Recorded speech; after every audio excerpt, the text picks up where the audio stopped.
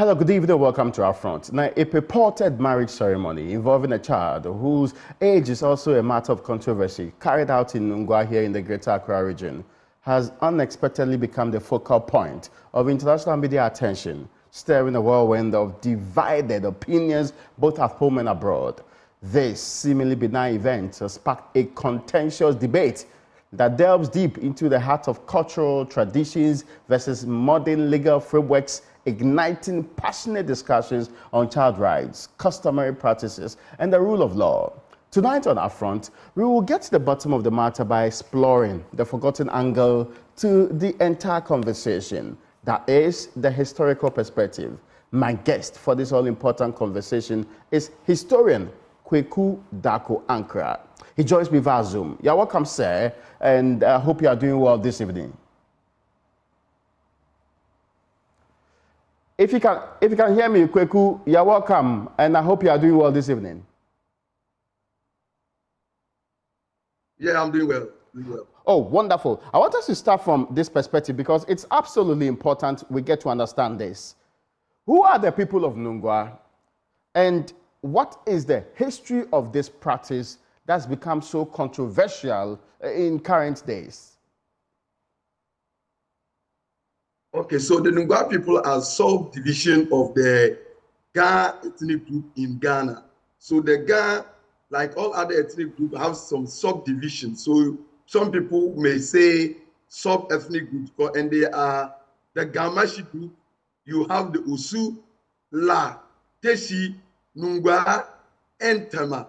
They constitute the Ga ethnic group, before which is also a subset of the Dangbe ethnic group, the general Dangbe ethnic group. So when we talk about Nungwa, they are subsets of the Ga ethnic group in Accra. No, it's interesting. Now, there's a controversy over whether or not what happened, is it a couple of weeks or a couple of days ago, was a marriage ceremony, a pre-marriage ceremony, a traditional rite, a customary practice, or what has become known as a marriage prestation. Exactly what is this ceremony that happened, and what is the historical antecedent to this ceremony? So in the tradition, the deity there is called Bobu Siche.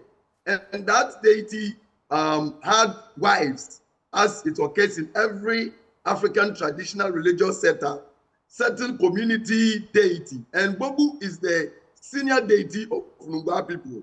And he had 4 wives. The first wife used to be Ohimia. Then you have Na Achele. Then you have Na Buswefi. And then the last one is the Na Ayemuede.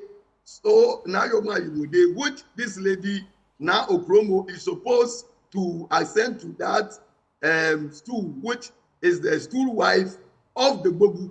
So the ceremony is done to perform, to ensure that if we're to be in the past, where a woman is perceived to be matured, immediately after the woman experiences her first menses, then she is deemed to be a woman. Then traditional performances will then take place. But because of the changing nature of our culture, the international conventions, the common laws, and the constitutional provisions, which goes against some of these marriage ceremonies, it is therefore becoming difficult for traditions to use the menses as a criteria for getting married to children. So to avoid all these things, certain ritual performances are performed in the community so that it will be a laid down foundation until the child reach the age of majority, and then the proper marriage ceremony will be performed for the child to assume a rightful role in the society as a wife of that deity. Now, first and foremost, the main issue that was raised when many people heard this was, why on earth is a child being married off? Yeah, it is not why on earth, because before the common law system will come into existence, the African society, not only Gap alone, have their own culture where the concept of betrothal was also part of marriage. However, because of the international conventions and rights and the protection of children, some of these betrothal distance have become illegal because we need to protect the right of children. Because what happens that when children are married at their young age, they don't seem to have consent. Sometimes they would have wanted not to be part of that marriage, but because of the parental force. So that is why if you look at the Constitution, it's talking about no child shall be forced. No child shall be forced to engage in any betrothal or marriage. So it is very critical to protect the right of the children. And as a result, that idea of primordial or cultural traditions, which were of the past that deals with children, and as I stated earlier, within that period, the marriage must first start when the child has experienced her period. Then we deem her to be mature in the traditional notions of who is a woman. However, you should know that within the traditions and certain cultural setup, even chiefs, they have certain houses where children that are born from certain houses are to be married by chiefs or certain deities. And it is tradition that has been there long before the making of Ghana as a republic or as a country in 1957. So these cultures pre-existed the states. And what it is happening is that now some of these practices are also facing challenges from constitutional arrangements that we are currently enjoying in our country. So for this to become something that will be well worked out with, we will see that the tradition is not also static or stagnant. Tradition is progressing. So traditional communities are also trying their best to also work in tandem within the constitutional framework so that they are not afoul to the law. And this is what we are seeing. So the explanation that is coming from people who don't understand this thing and naming it marriage is something when you use the word marriage, it will immediately create a sort of friction between the tradition and the state. Because what you are trying to say is that if you deem it to be a marriage when marriage has not occurred, and for the purposes of our listener and this discussion, when the young lady, for instance, were taken, now promo was taken to the police, a virginity test was performed on her. Up till now, that result has not come out. So people are not even getting full facts to be able to even contest some of the issues that has been raised. But for me, from the critical aspect of this discussion, is for us to look deep into our culture and see where the tradition is, and also see how best to protect the right of every individual within the context of our traditional society and the modern state called Ghana. That is what is critical. Now, there is a question that puts this perspective in the right context. First and foremost, is this practice a Nungua-specific practice, or it's actually cut across the entire Gadangbe space? So is it only the people of Nungua that engage in it, or it's actually something that every Gadangbe state or every Gadangbe subgroup really practices the same thing too? This is not only unique to Gadangbe, even across country. It's in Asante, it's in Mfanti, it is among the areas, it's all over. We have deity marriage. There is no community where that certain people in the community or certain families don't produce children, because some of these things are spiritual. When a deity mounts a person and the deity says, I have chosen you as my wife, it is well known, because what has happened is that it will mount the person and it will display in the community. And that person will dance all the way to the shrine. And they will see that this is the person the deity has chosen to be its wife. This is not even Gadangbe thing alone. It is a general Ghanaian culture that anybody who lives in their indigenous space knows this, except people who have lived in the capital cities and are very oblivious of the cultural settings in this country. It is something that goes on. It is not only a garden, and it is not only something that is Lunga. It is really a Ghanaian cultural thing where deities choose women. Permit me. Why chiefs Okay. For instance, if even chiefs in our Ghanaian settings, they are made, even if you are married 1 or 2, 3 wives, and you become a chief, as soon as you put on the stool, there are certain Ghanaian traditional communities that you must marry. For instance, in Ashanti, if Asantehene is chosen, even if he has married 4 or 5, as soon as he's chosen, he must by law choose a woman from Abedefie. And that is critical to the Ashanti culture. So if at that time there is nobody who is at the age of, let's say, 18, and the child there is about 14 or 15 years, what they will do is that they will let that child know that when you reach an age of majority, you will be married to the Asantehene. So this is not something that is arcane. There's nothing arcane about it. It is something that is part and parcel of our Ghanaian culture. Now, there are a couple of clarifications I will require from you. I asked the question because I do not recall the last time there was this massive brouhaha over a practice of this sort. So the question I asked was, why does it appear that it's only the people of Nungua, even within the Gadangme space, that are doing it? Or others do it in the Gadangme state that we are not aware of? When was the last time any of the other groups within the bigger Gadangme state engagement did anything close to this? That's the clarity I was asking for, sir. Yeah, so other communities do it. But because, you see, there's something going on at Nuba because of the Bobu Ulomo's own contestations and the sort of political chieftaincy issues within the Nuba traditional area, as well as within the general Ga traditional council. So you see, the Ga as a state, they are not that united. So when issues of this nature comes, you see an amorphous information, people from different areas trying to explain. So if you look at when this issue comes, one, it started as a propagandist news, where they claim it is 12 years old girl.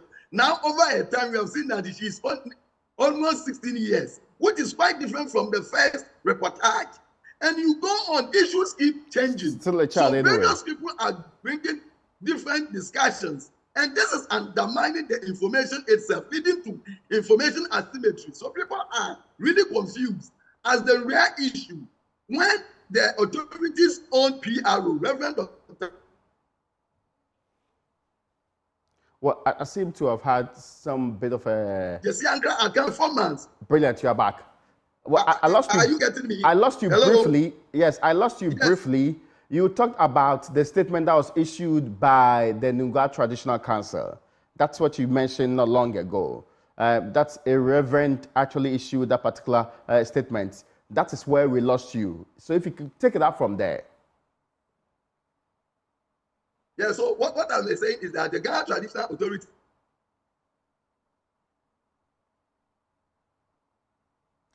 we've seen that... I'm afraid he's frozen again. Okay, now you are back on, so please proceed. Yeah. So what I'm saying is that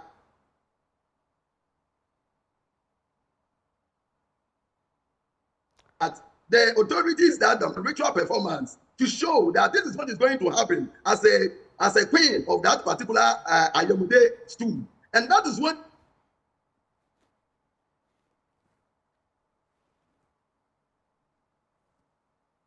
quickly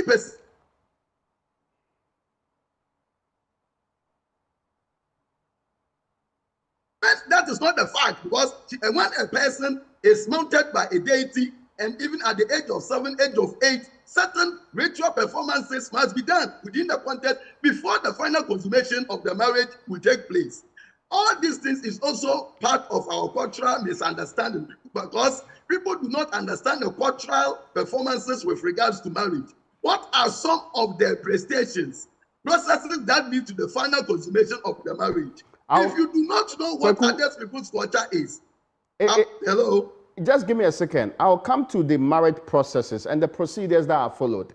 The question I want to ask right now is specifically to...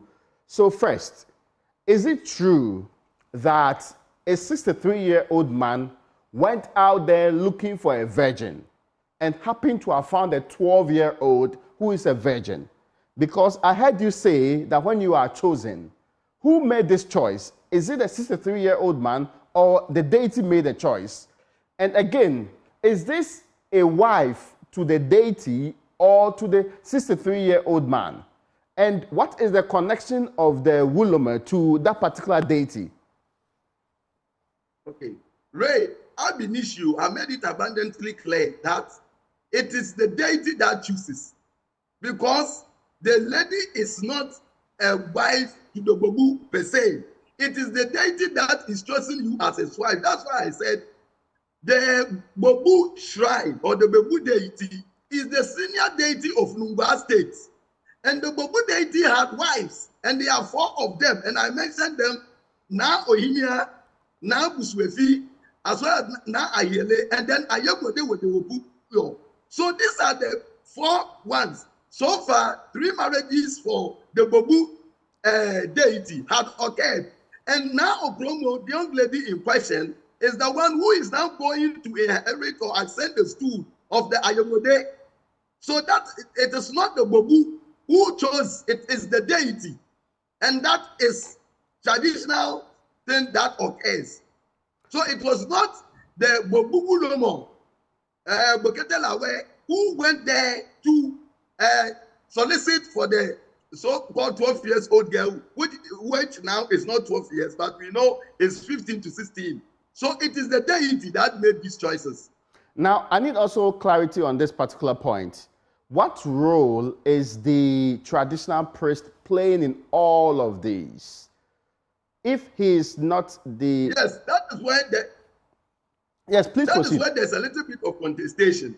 So, in certain, for most, within a Ghana contest, which today only 2 major Ghana traditional area la, and then Nuba are practicing it in tandem with the original play, which is Ghana religious order.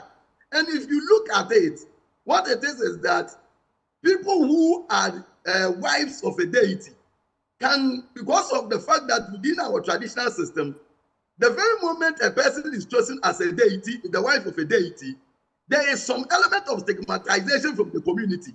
So people often would not like to marry the woman, but some, to a certain extent, are often able to marry their own husbands, even though they are wives to certain deities. But because of stigmatization, where often the women who are married to the deities don't get husbands, some of the priests over a year, there have been certain inventions of tradition, which is not in tandem with the original nature of priests, priestesses who are married to some of these deities. So what has happened over the year is that if you go to certain communities, some of the chief priests of these deities that are married women, often some of the priests will marry the women. For instance, in Mumba, I don't know how this goes about. So I'm learning when did the idea of the Bobu priest begin to marry the wife of the how do you call it, of the deity. Ray, do you get me? No, I get you, yeah. No, I understand you perfectly on that point, because that's also be another contention that, well, this is all a ruse to find a new virgin for a 63-year-old man. That's the clarity. No, it's not a ruse. If you tell it's a ruse, then it is the Bobu who had gone out to choose a virgin for himself. But this is not what happened. It is the deity that mounted a person and chosen the person. It is not, when it comes to deity marriages, it is not the Bobu or it's not the priest of that particular deity who goes out to solicit for a woman or call a group of people to choose a virgin for. No. People keep mentioning virgin, virgin, virgin. The reason why the virgin is very critical in the traditional African culture is the idea of performances of women before the deity, and they want cleanliness. That is why you see priests always wearing white. The white signifies purity. So when they choose women like that, they can go before the shrine, perform certain ritual performances, because they are not in their menses. And the menses is seen as something that when you are in, you cannot go before certain pure grounds. And that is what it is. It is indigenous belief system. If you have your Christian belief, Islamic belief, you put it somewhere and you allow other people to practice their indigenous traditions and culture. Now, I asked the question because there are other issues that for some of us who are not privy to the intricacies of the cultural rites that are performed, and it sounded a bit surprising and a bit of an outrageous ceremony to us. But let's get it straight. So the most recent ceremony that was performed, what was it supposed to signify? Was it the transition of the woman finally as a married person, or another stage towards the ceremonies heading towards the official handing over? So if you could run us through how this entire devotion to the deity happens. So you should understand that the marriage itself is between the deity and the lady, because that is why she, now Okromo, that's her name, was mounted by the deity. And when he was mounted by the deity, performances must be done, which is a traditional ritual performances where she is being introduced as a future wife or perceived wife to the deity. And that was the ritual performance that occurred. So it was not for the Bobulomo to within this ritual performance to go and enjoy the woman immediately after this. That is not what it is. It is purely spiritual, physical affair, because deities themselves are spirits and they cannot have coitus with a living being. So what it is that when you are chosen as a wife to the Bobu or any other shrine, you, the woman who have been linked into that, you are married first and foremost. In traditional society, we say you become a property of that shrine. And that is why you hear people saying she's a property, because in the traditional society, until the changing of our constitutional arrangements, in the typical indigenous society, when particularly within a patriarchal society in Accra, of the Gans, of the people of the north, of the Evers, when they marry a woman, the woman becomes the property until the constitutional changes came in, and that idea of woman being property was discarded. So in this regard, the ritual performances was to ensure that the community, all the community become aware of the fact that this lady is married to the deity, so that anybody in the community who sees her will not go and woo her or stand her in any other place. So when this thing is done, it is to advertise to the community about the lady's relationship to the deity. This is cultural matter. You can think about your modern day intellectual debates. You come from different community. You can come with your legal interpretations. You can come with your religio cultural ideals. But that is different from the indigenous cultural practices of the people, which is also respected by the Constitution of Ghana under the customary law tradition. No, I get your point, except that there are questions that's on the minds of everybody. Questions like, for example, can the young lady or her parents refuse this invitation to participate in the act in and of itself? Can they refuse it?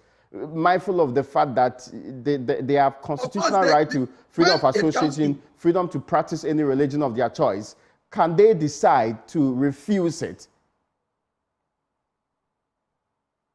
You see, we are not talking about a situation where two physical beings are engaged in a sort of relationship. When, I don't know if you have ever lived in a community before, one time at Cape Coast, when the affection was going on, somebody was apparently carrying a stool, and he does not belong to the stool. The person whom the stool belongs to was even in the house, and then the deity mounted on the person, a very good Christian. He fled all the way from his house, and he came to carry the thing as a rightful owner. We are talking about spiritual matters. This is not physical matter. So when the deity mounts you, it is not that I can do it or I won't do it. You yourself will go there. You will go to the shrine and you say that you are the one the spirit mounted on you and the spirit has chosen. So you will make confessions which will be heard, and the traditional ritual performances will be done for you. So there is nothing like it's a group of individuals have come to call you. No, if the Lord wants to deal with the choice made by the deity, then the court must go to the deity and fight the deity, because it's the deity that have made these choices, and the court don't deal with such cases because they understand the historical and cultural origins of our various ethnic formations. And this is critical. It is not individual issues. It is between the individual and the deity that are mounted here. Now, the question has also been brought up that this is a child we are talking about, and that the involvement of a child in any practice, it should be, as our laws generally respect, the ultimate interest and welfare of the child that guides our practices. Some are asking, how is the welfare of this child protected, guaranteed, under the kind of practice and events that's going on today?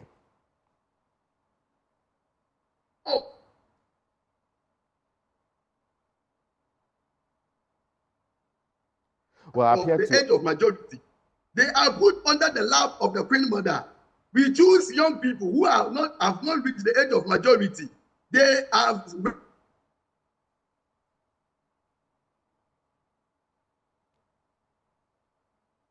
okay.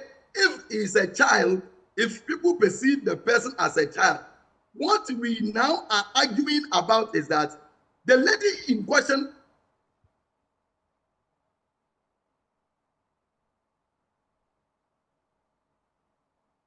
she is still going to school. I can give you a typical example too. You see Dr. Matthew Opoku Prepe's father, who was Nana Chichi, when he was Apedwaye,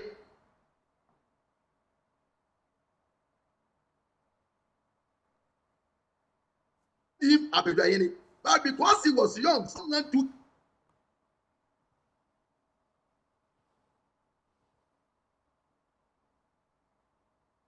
care of his stool for it. A deity has mounted this young lady, or for that matter, any other young person. It doesn't mean that person's education will come to an abrupt end simply because he has been chosen as a wife of the deity. Now, yes, because you actually brought in that. Kweku, can you hear me? Yes. Because you brought in that question about the welfare of the child. This is what has been raised by Child Rights International. It's also the question that has been raised by other institutions and groups who are insisting that there is no guarantee that this child will be given the best of life and live up to the fullest of her expressions and of the available systems that we can guarantee children if she goes through this process. Is this, by historical account, a reflection of the fact? Yeah, so what they are saying, people, they are looking at some of the traditional societies and how a lot of priestesses don't have education and so on. So that from there, that is the argument they are making. That does not mean that in recent time, there has been transformations in the traditional societies. Back in the day, most chiefs were not even educated. Today, chieftaincy is one of the prime areas where we have seen elite transformation in the Ghanaian traditional setup. Today, many people want to be professors, they want to be bankers, they want to be doctors, and so on before they become chiefs. And the contestation for the position of the chieftaincy stool is now that even the rightful owners of the stool, who do not even have education, are now losing out to the elites who are within their traditional setup. We are also going to see the same shift within certain traditional areas where, if you go to some community, there are some bankers who are chief priests. There are some highly educated people who are even also priestesses. So it shouldn't shock us, perhaps, from the contestations and debates that is going on. This young lady may become the first traditional priestess who is married to Bobu, who would have education and be the best among the four of the chosen wives of the Bobu deity. So it is good people are now critiquing. We need to critique so that he just don't become the wife of the deity and her life ends just like that. Some of these debates are welcome, and it helps society to reformulate its culture, because after all, culture is not stagnant. Culture is progressive. So we need to take new ideas and incorporate it into our indigenous setup to make it better. So for me, I welcome every criticism, but attempt to attack the cultural or the indigenous society that it is trying to undermine somebody is something that must be well grounded. It must be well grounded from the fact that if you make a statement and that is not what it is, then you have problem. As I stated earlier, this lady is already in school, and after the performances, she is still going to the school. If it has been stopped, then some of the criticism will become legitimate. Now, walk us through some of the historical factors that have contributed to the current tension between upholding the cultural traditions and adhering to national and international laws here. Some people believe that the deep-seated problem, it's about whether or not the traditional religious authority in Ghana State should still be seen as a subordinate grouping to the traditional authority, be it the chiefs and the manche in various forms. Yeah, so there is some sort of a historical context to that. For the Ghana State itself, from the very moment in their migration they came, they were headed by the priest rulers until the idea of learning the kinship system from the Akan came into existence. So this has always led to some sort of friction between the Wulomos and then the Manches, because the Wulomos feel that their historic role as priest rulers has been usurped by the inventions of tradition of getting a king in tandem with Akan traditional political setup. So that is there. So you see someone like Bobu Wulomo having contestation with his own manche, as well as some of the people in Ghana traditional area. Bobu, for instance, sometimes argue, and even to the chagrin of people from the Gamanchi area, when he says that as a head of the Bobu Siche, which he talked about the fact that the Siche, for people to understand, this goes to the core of the Ghana cosmogony, which is the place system of the universe of understanding of Ghana religious thinking, is that we have a trillion system of who is God. We have the Atana Yomo, which is the God who is a man, God who is a female. So within Ghana society, God is not just a man, he's God. He has both male and female essence, which is Ata, and then Na Yomo, who is that God. And then you have a deity who also takes charge of the sea, which is the Nae. So Nae is the deity of the sea. And then you have the deity that takes care of the land, which is the Siche. So these three things form the triune of nature of the Ghana universe of who is God. And that is what is there. So this Bobu Wulomo, for instance, perceives himself to be the overlord of the land. And in tandem with that, he goes back to history to trace his lineage to Ni Lakote Adu Awushi, who was the first among the Ghana people to be on the coast. And he claimed that from that fact, he becomes the owner of Ghana lands. And this is something that is resisted by people in the Gamashi area, who also maintain that the Sicha itself is still at Gamashi area. So there's a lot of historical contestation underpinning this issue. So some people who have axe to grind with the Bobu Wulomo are all coming from all angles. And so the idea of Ghana unity, which you see in the Asante, you see it in Achem, you see it in Ekwapim, we have not been able to see that within the Ghana polity. And that is also one of the reasons some of these things have become problem. Because let me tell you as a matter of fact, if this thing had really occurred in Asante, it has even occurred in Achem, nobody would have heard about it. Because some of these culture practices are respected and it is done there, and nobody will even dare to come out to do it. But because of the misunderstanding and lack of unity within the Ghana state, that is why we are seeing all this kind of thing.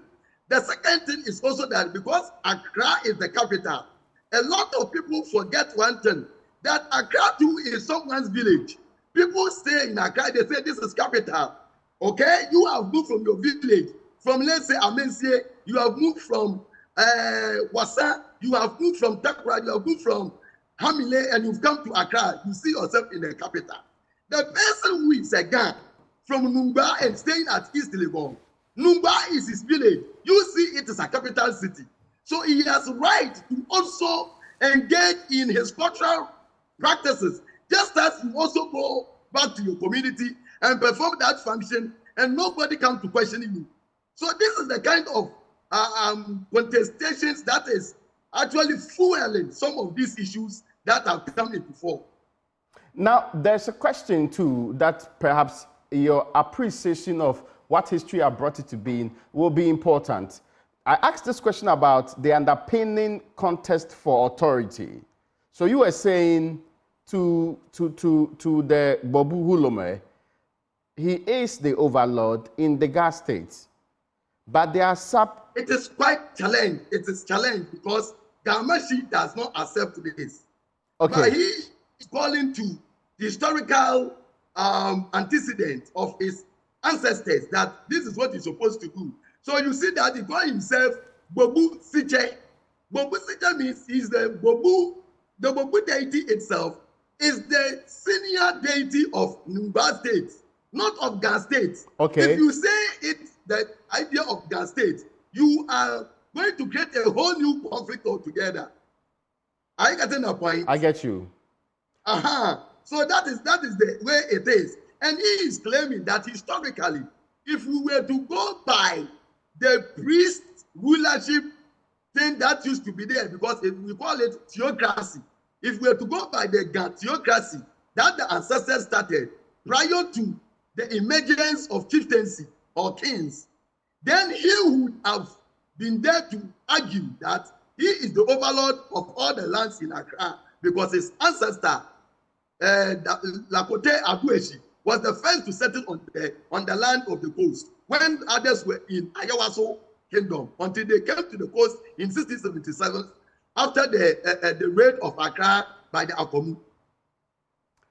Historically, has government or any of its arms been able to stop some of these practices? Have they succeeded? Oh, some of these. For example, we know the police says they had actually gotten hold or have actually possessed, if it is the right expression to use, the young lady and also her mother, and they are keeping them safe. Is that a way that can stop or truncate the traditional rights that was started a couple of days ago? So one of the questions is to protect her from who? Who is after her life?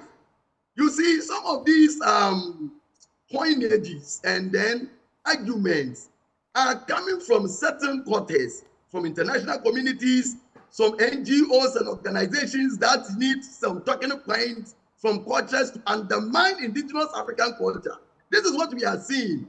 If there are certain internal weaknesses within the traditional African culture, which undermines the fundamental human right of the individual, let's talk about that.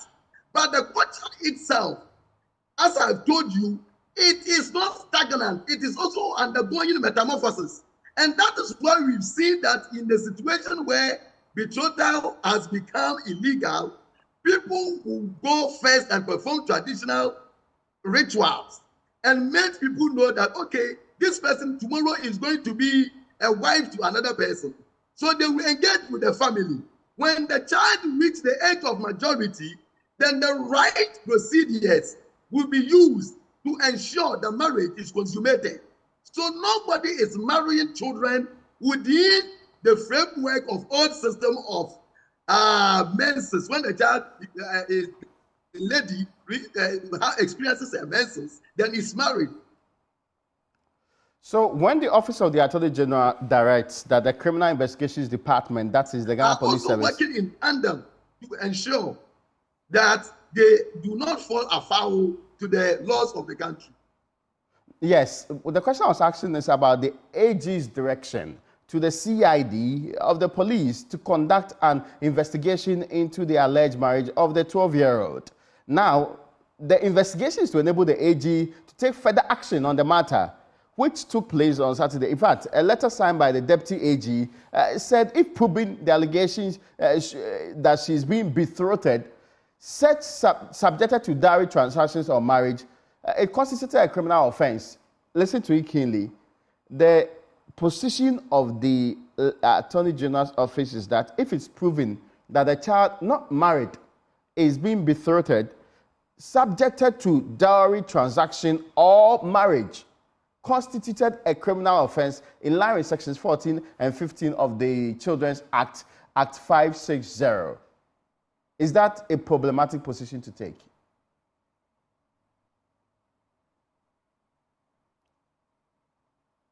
If you can hear me, Kweku.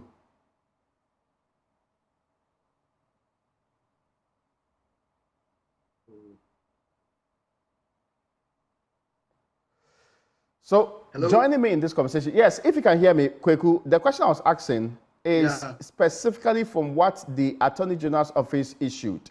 The statement was quite clear. It says an investigation is to be carried out, and it is to determine whether the allegations of the child being betrothed, subject to dowry transaction or marriage, has really happened. And this, in the belief of the Attorney General, constituted a criminal offense in line with sections 14 and 15 of the Children's Act at 560. I'm asking whether this is the right step to take, an investigation to determine whether the practice in and of itself was betrothal. Yes, so the community is saying that it was not a betrothal to the Bobu as far as they are concerned. So let the investigation go into it, and let's find out what is happening. Because some of the premises under which the police engaged in the investigation has come out not to be so. First, the age itself has turned out to be false. Again, the idea that people were saying that already, because there's allegations from people that, oh, the man in the community or the Bobu in the community is already having enjoyment of some young ladies and so on. And as a result of this allegation, probably he may have even already slept with the lady. The police have performed virginity tests on the lady. It is up to the police to come out with the virginity test that they performed on the lady to show to the whole country that this is the outcome. Some of these things will go a long way to also restore the reputation of the Bobu Ulomo as well as the community itself. So it is very critical that whatever the Attorney General is doing, the law allows the state, if it perceives anything to be against the vulnerable in the society, particularly women and children. That is why we have the ministry, a specific ministry dedicated for the rights of women and children to protect their rights. So if they have seen anything that is untoward within the society or within the Nungwa by the Bobu Ulomo, they can go in and investigate. But this is not subject to people's reaction, a lot of, how do you call it, rumor mongering and so on. What they're supposed to do, I agree with them. If there is anything untoward, fine. But this marriage is not so far between the Bobu Ulomo and the lady. The explanation has come out and they have made it abundantly clear. This was a ritual performance for now a promo and then the Bobu deity. Oh, no, I get your point, because the National Commission on Civic Education has also said cultural practices that were illegal and unconstitutional had no place in the country's democracy. And this is in reference to what has actually happened anyway. And a statement which was signed by its chairperson, Kathleen Addy, pointed out that while the Lingua Traditional Council contended the union was voluntary, it was unclear how a pre-pubescent, pre-teen minor could consent to such an arrangement. However, the commission calls on the Lingua Traditional Council to note that the same 1992 Constitution states that traditional practices which are injurious to the health and well-being of the people are abolished. Is this one of those practices which, if you want to consider it, injurious to the health and well-being of a person and ought to be abolished? Thank you very much. In the matter between the spirit and the individual, who are we humans? So if a child of, let's say, 6 years is mounted by the Holy Spirit to go to a place and preach. And he preached and he started to get money. When we're talking about child labor, and those who work in the Lord's vineyard must also eat the fruit of it. And the child receives gifts and so on from the community. Is he working as a pastor? You see, some of these things, the law cannot deal with everything. The law is also not there to do away with the indigenous practices of the Africans. Some of this culture is also religious. And when it is religious, it becomes very difficult to use laws to deal with it. So a child who is in school, learning one beautiful afternoon, then the deity mounts on that child, and he moved the child all the way from the classroom and moved the child straight to a deity or a shrine. Are we going to seal the deity, or we are going to seal the priest? How do you go about this? I think that question, yes, because I was actually going to ask you the same question. How do we then navigate the purported spiritual, traditional authority elements to all of this in a way that we can still protect our children? So in a way, unless the traditional authorities themselves come out with a new working arrangement, and that's why I argue that tradition is not stagnant. It has always been progressive. It is quite resilient. So the traditional communities can come together as this issue has occurred.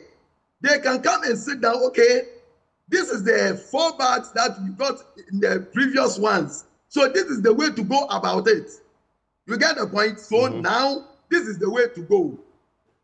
We will no longer, even if the deity chooses a person, we can plead on behalf of the deity. Let me give you a typical example. So in Winneba, for example, the chief priest, the chief deity Penchotu, in the past, when the reason why abortion came about, in the past, he asked for human beings. When they were killing the human beings, the elders went to them, no, our people are dying. We can't continue to propitiate you with human beings. Give us another thing. The Penchotu said, okay, now go for a lion. They started also hunting for a lion. Now, over the years, the lion was killing them. Massive casualty. They went to the deity. We can't do lions. They said, okay, go for a deer.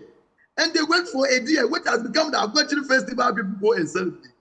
Now, most of the forest areas in Winneba are being depleted. So a time will come.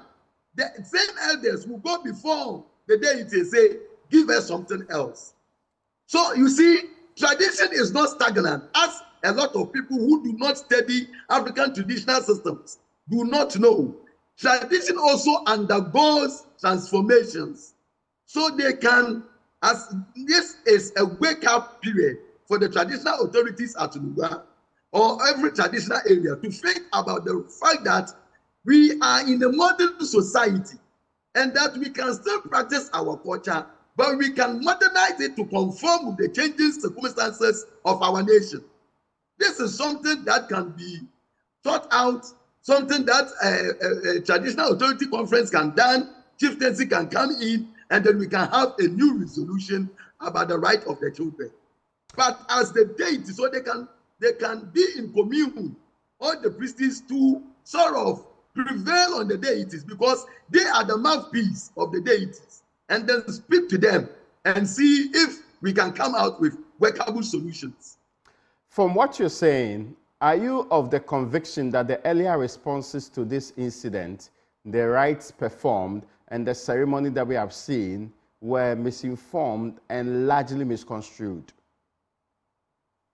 Thank you very much. Yes, from the initial reportages, first even the Ghana Traditional Council and the Ghana lawyers' own statements that came out calling the teen marriage until the Ghana Traditional Council PRO, Reverend Jesse Ankara, came to give the explanation that now Ayamode's performance that was done was just as a ritual performance for the Bobu deity and not for the Bobu Lomo per se. That has clarified what was already put out there, that a marriage performance or a betrothal has taken place. And then some of the Nungwa spokespersons themselves, some of their statements they also started was also wrong. So the information itself, when it started trickling in at first, was something that was worrying. All of us were very angry at the time. But because of some of us, our training, you need to sit down and then sift through all these mails, because people are doing it for propaganda's sake. Some are also doing it because they are Christians. They want these values to change. So you see, some are doing it from even law enforcement area because of their belief as Christians, because of their belief as Muslims, and they want to undermine it. Others are also child rights institutions, democratic institutions, others who are also fronted for international communities, others who also want to score high points in the international media. All were taking advantage of this thing to also score their high points. And this is what led to the misinterpretation largely. However, the actual issue is there. Let's look at it. Look at the internal weaknesses, things that work against the right of the children. If that thing is happening, then let's find solution to solve it, because the right of every child is important. No one's child should need to undergo any form of marriage, slavery, or child marriage. It is something that must not be accepted by any community.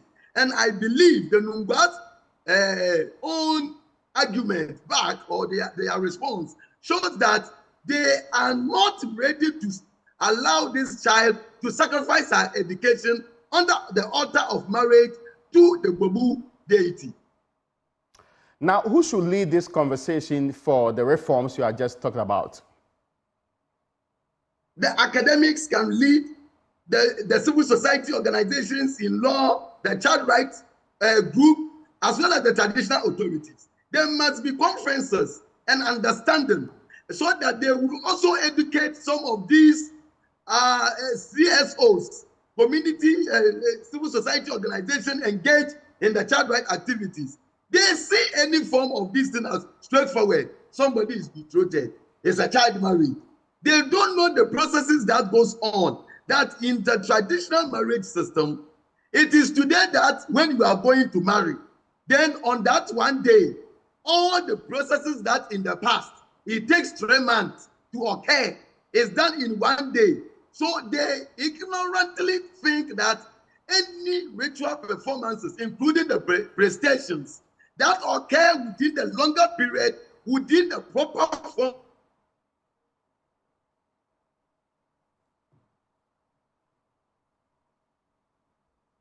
it is a process.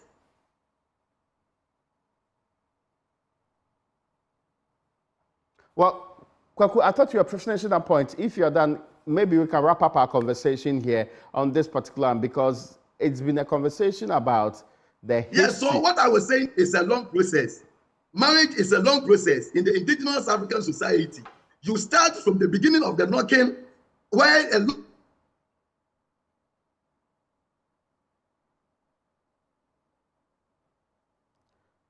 it's not just one day affair.